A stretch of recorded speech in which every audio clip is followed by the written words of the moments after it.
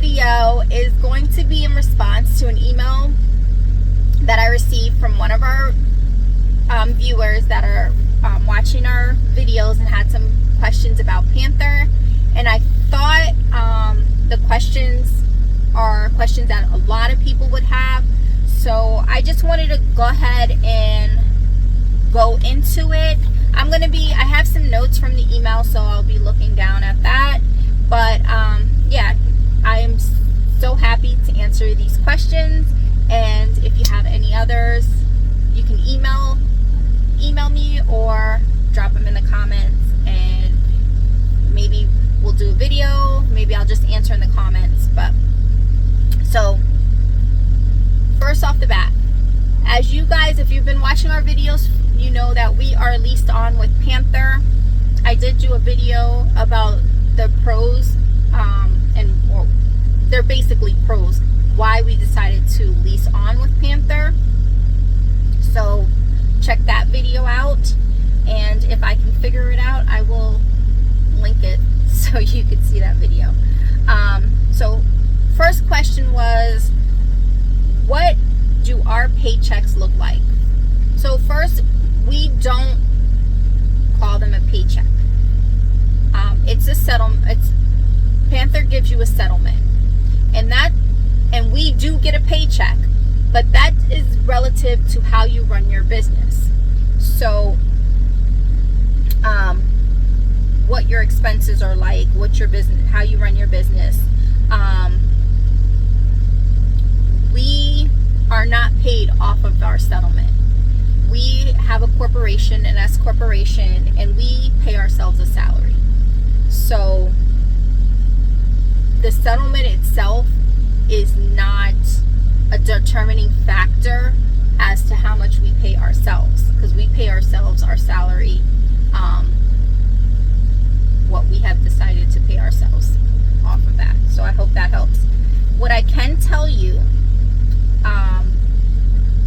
what I can say is the revenue to our truck to date as of for 2025, and as you know, we started in September 2024. So I'm just talking about 2025 from January to now. It has been $143,826. That is just revenue to the truck. That does not include our business expenses. So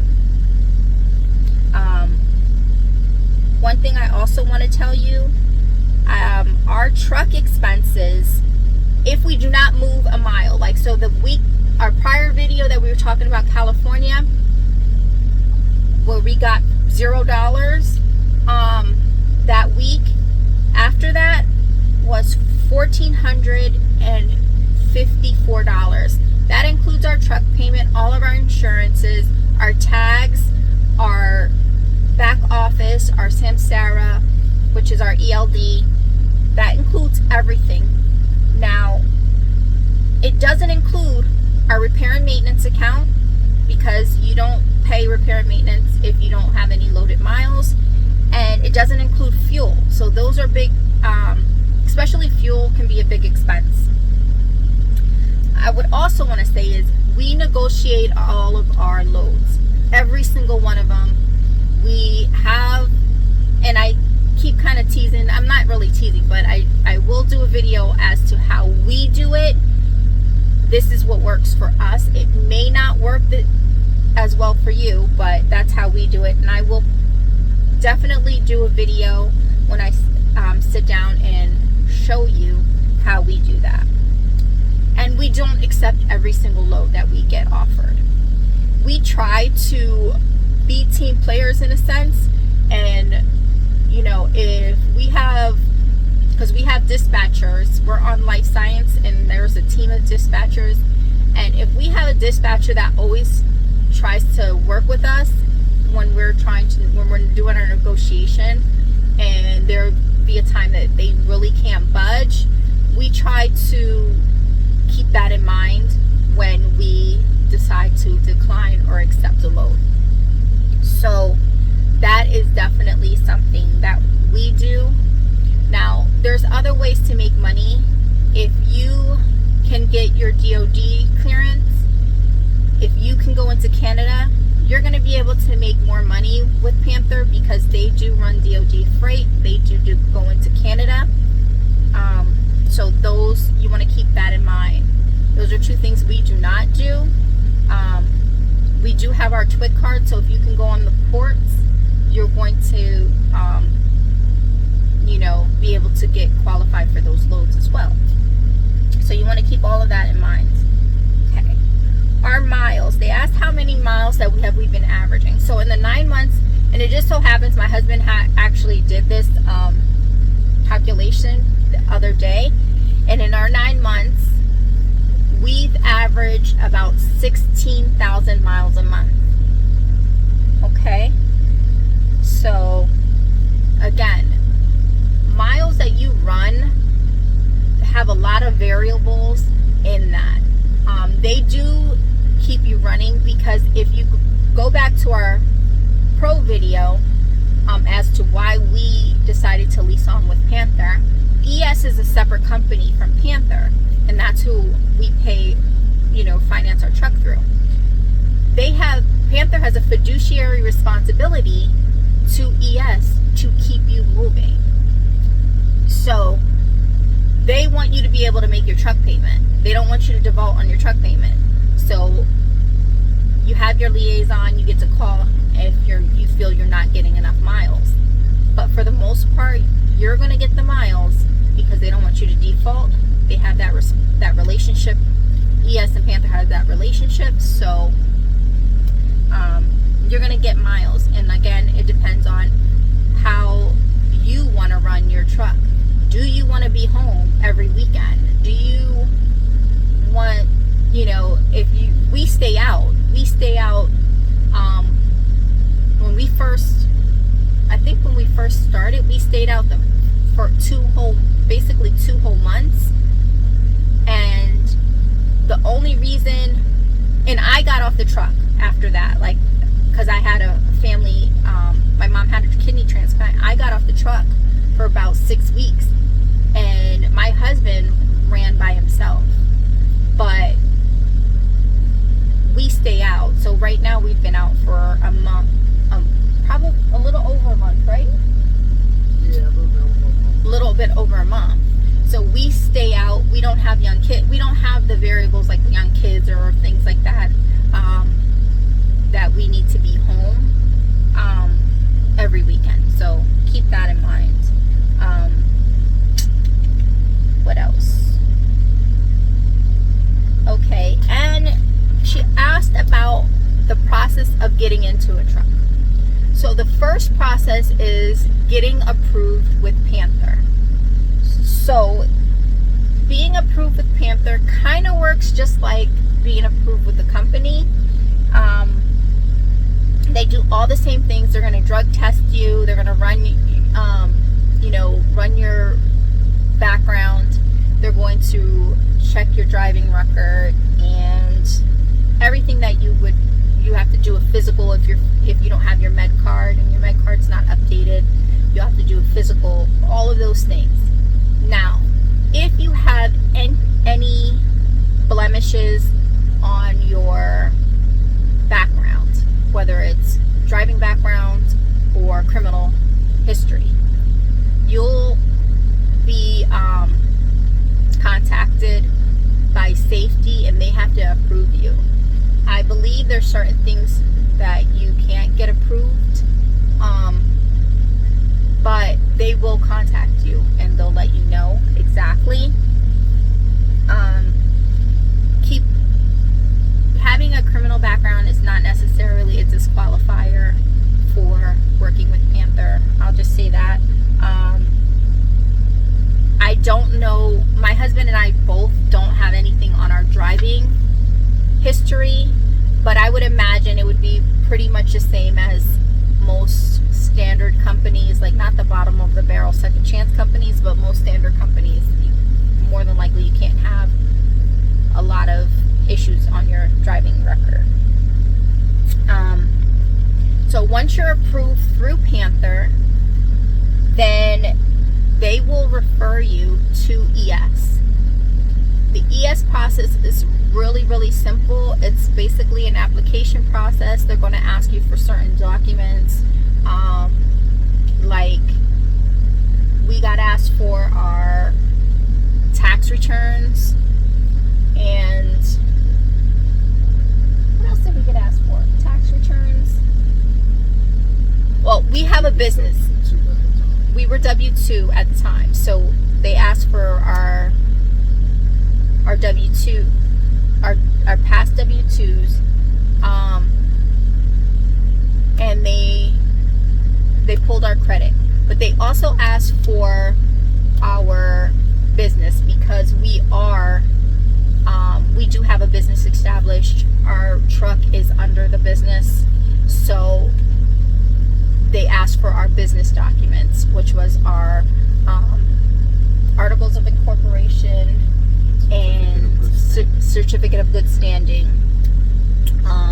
Yeah, they do pull your credit, but that's not like, they look at it, but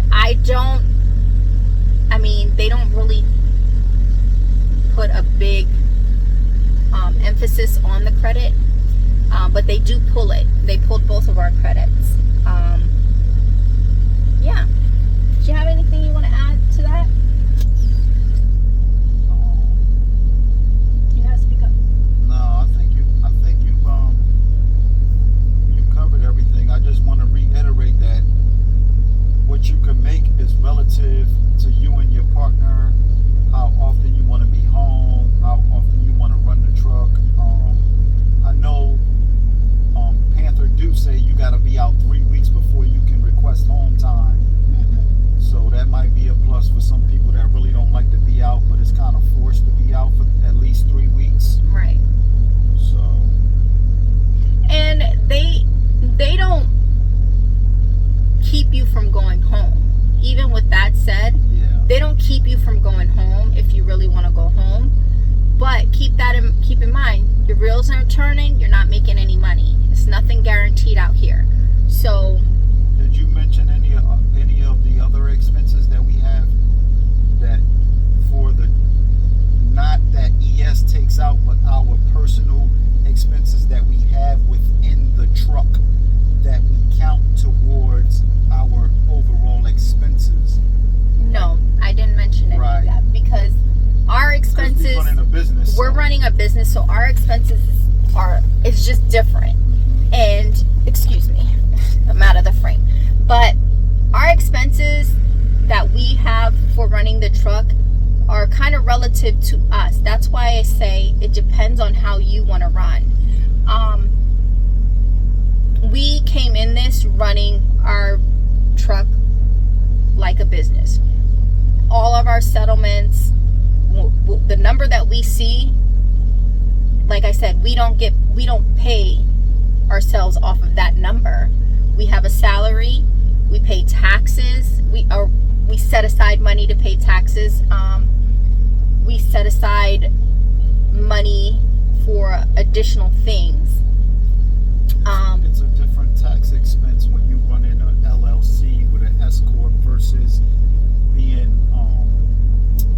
just being a 1099. Yeah, just being a 1099. So I do encourage everybody to do their homework on and run their truck like a business.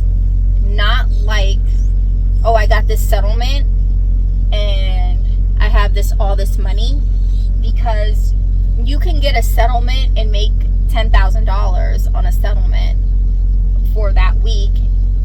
Like after you take your truck payment out and your regular truck expenses that they take out, but are you setting aside money for taxes? Because no matter if you're a 1099 employee, a 1099 contractor and doing it like a sole proprietorship or a business, you're going to have to pay taxes. They don't take any taxes out. And if you don't set aside money for that, you're going to get a tax bill. And the last thing you want is Uncle Sam knocking at your door.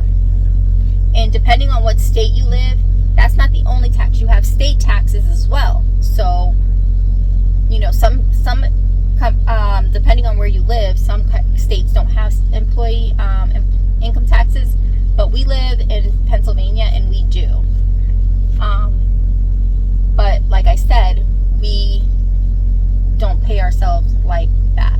We are a salary, so we get payroll taxes. Like, we're just an employee of our business. Yeah, so all of those things are really relative, and if you have any questions as far as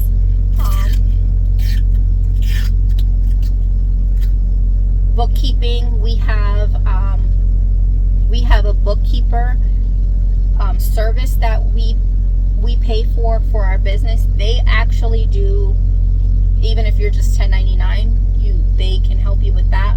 But not that I'm recommending them, that's just who we use. And as our business grows, we tend to upscale that service. So again, it's all relative, but I wanted to answer the questions that I got. If you have any more questions, feel free to send me an email or drop it in the comments. I definitely will answer in some form or fashion, whether it's a video responding to your email or just answering them in the comments. But I definitely appreciate it. I do have one more thing though, babe. Could you explain to them how you run for a week and didn't get paid? You're really supposed to get paid for those loads. So hypothetically, if you run 3 loads the prior week, then the next week you should be getting paid for those 3 loads. Sometimes that doesn't happen. Okay. All right. So that is a good point. So the way Panther works, for your loads, all the loads that we run this week, which started June 30th, was yesterday? Is today the 1st? Okay, so June 30th to whatever date Sunday is. So June 30th to the 7th, I believe. Would that be the 7th? Friday? No, Sunday. Oh, Sunday. I'm going to tell you right now so we can make sure we get it right. So it would be, Sunday would be the 6th. Okay. So June 30th through July 7th would be the pay week. All your loads that you have in that week, so let's say you have 5 loads in that week. So next week on your pay settlement, you should be paid for 5 loads. That does not always happen. We had run into a few circumstances, and I'll put this out. When you're running regular expedited, you may be running into California and the Mexican area, because their loads, they have loads when you're running regular expedited that you pick up in the United States, but it has to still travel into Mexico. So you're picking up, they're unloading you, or you're swapping trailers, and that load is going to go into Mexico. So that load won't be paid because they're not considered delivered until they actually made their last destination in Mexico. So those loads, I want to say we had like 3 of those type of loads. And the DM over there that deals with that portion, his name is Kyle, and he will tell you about that. But those loads there can be a delay on those loads, and we had one or two. We actually ran like 3 of those loads, but two out of the 3 loads, it was like a few weeks and we didn't get paid for those loads. And I finally reached out and was like, it's been how many weeks, we haven't gotten paid for that. That should have gotten to wherever it needed to go. We want to get paid for it. And what they said was that what they ended up doing was actually advancing it to us, and so we ended up getting paid for it. I don't know or understand exactly what happened on their end that they didn't, weren't able to pay it, or it wasn't like quote unquote delivered. But they paid it. That was fine. But we also had some circumstances, and it happened around the holidays, like coming back for the new year, that we had loads, like it was like a couple weeks and we weren't getting paid. And I reached out and was like, I submit my paperwork in a timely manner. That's another thing. Submit your paperwork. Like when you drop that load, submit your paperwork. You don't want to have a backlog of paperwork, because that can delay your pay as well. But I submit my paperwork in a timely fashion, so I want my pay in a timely fashion. We're not running settlement to settlement that we're like so concerned, not necessarily, but the way my paperwork is set up and the way I do things, I'm concerned, because that puts, if they're behind, that puts me behind. I don't want to be behind. So that can happen. So keep that in mind. Like, you can have a load not get paid quickly. And it could be on your end or on their end. In my case, it's usually always on their end, because I submit my paperwork right away. There was something else I wanted to say about that. Oh, they can pay you sometimes quicker than you think. So that's what happened with us on our California load, as I mentioned in the video.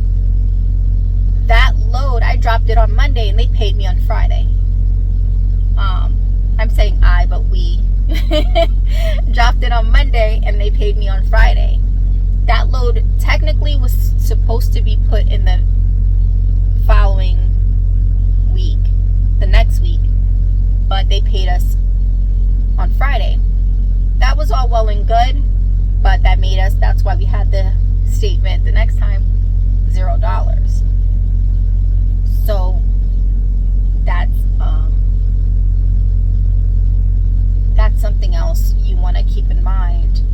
So if you're living statement to statement, that could be a harsh thing, because you may not have any money. Even if, like I said, we had a statement of 0, we weren't in the hole, so it didn't put us in the hole, but we did have a 0 week. So that's nothing going into our bank account, so to speak. So do you have anything else? No, I think that was it. You covered that. All right, so that's all I got for you. Hope this information was helpful. I definitely hope the information was helpful, and Don't let it be a discourage. You know what I'm saying? Like, our situation is different from everybody else's. So. Yeah, and I don't think our situation is negative. We have actually, so in the 9 months that we've been here, we will say no company is perfect. Panther's not perfect. If you're looking for a perfect company, you're not going to find one. But overall, our situation with Panther, moving Panther Freight and having ES as our finance company, has been a positive situation all around. For the most part, everybody is helpful and everybody tries to work with you. So I say it's a good move. It was a good move for us and our situation. Definitely look at your situation and be realistic with your situation, because what's working for us may not work for you. Our variables being not having little kids, not being able to be out, being able to run the way we run, may not be the same situation for you. So I don't want to recommend necessarily based on our situation. I just want to inform based on our experience, if that makes sense. So that's all I got for now. Consider subscribing if you're not already subscribed. Like this video, comment on this video, share this video.